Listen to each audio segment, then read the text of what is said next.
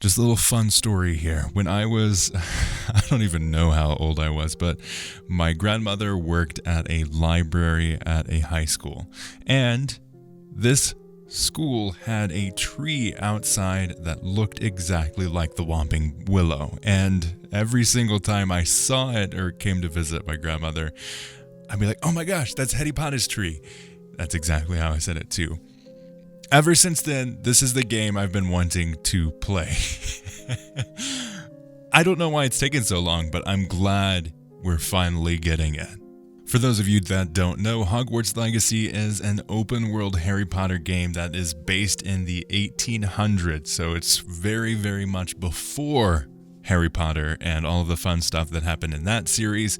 And you are starting out as a fifth-year student who did not go to the other years of Hogwarts, and you're just jumping right in.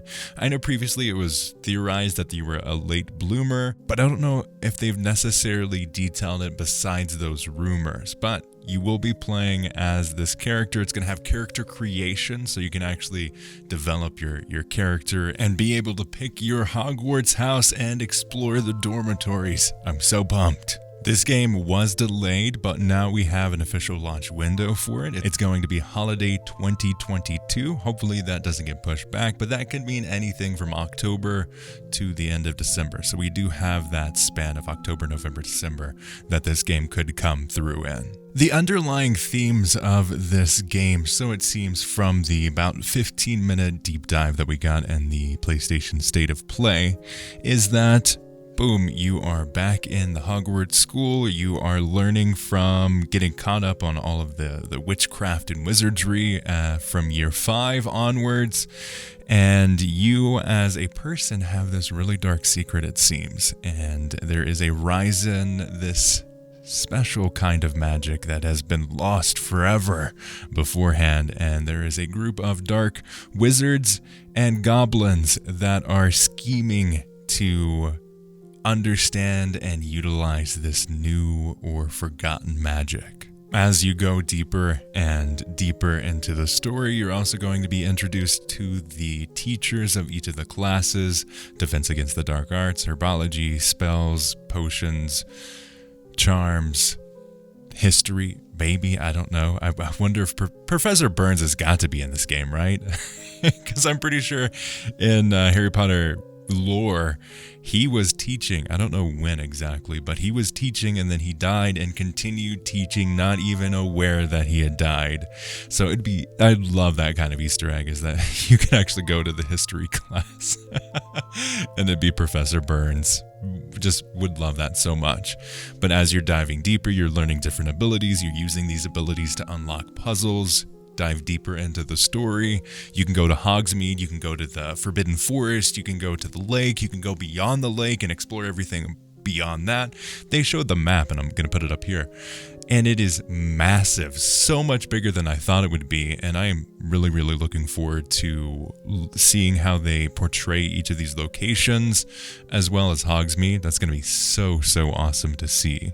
And then they utilize places like the Room of Requirement to actually level up your potions, get stuff brewing. You can actually go through there and get into different locations. You have a greenhouse that you can use to start growing your different herbs and plant life, to develop potions that you can use and brew in the Room of Requirement. All of the things in this game are incredible and so much bigger than I thought it was going to be. When they first announced it and they showed that first preview, 1, it was kind of janky.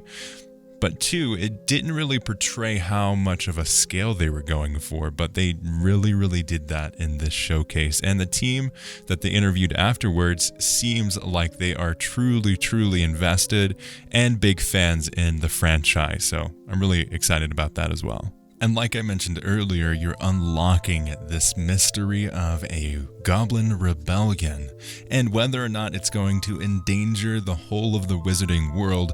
And to do that, you're diving deeper and discovering more around the world of Hogwarts, Hogsmeade, in the forests, as well as these caves and caverns. And I assume we're also going to be able to go to other locations to be cool to go to Diagon Alley for a section to dive deeper into what the goblins are doing.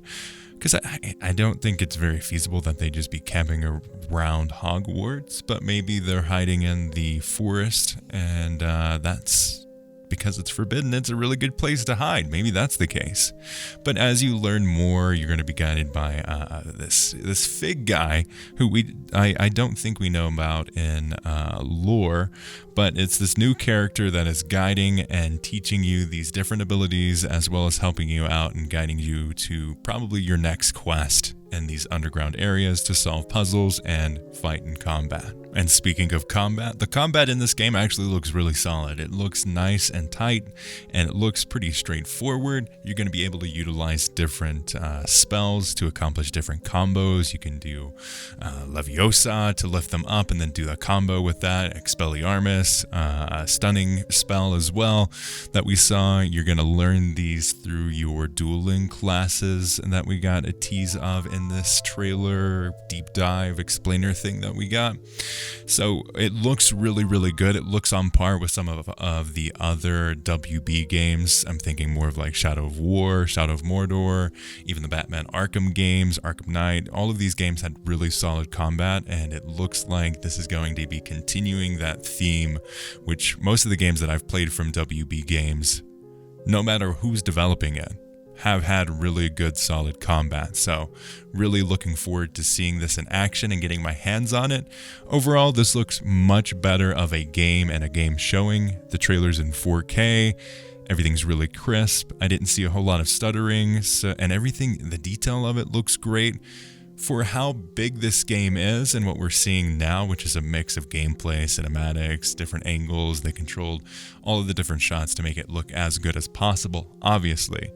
But from what they showed, it looks really good, and I'm really excited.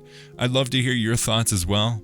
We're slowly but surely ramping up content back on this channel, Uplink Podcast. You may have noticed a rebrand here.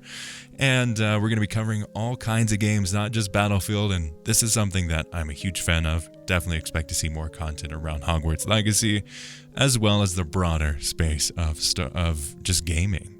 But thank you all so much. If you like this video, hit subscribe, hit the notification bell. Let me know your thoughts and what you are hopeful, excited for in the comments. And we'll see you in another video.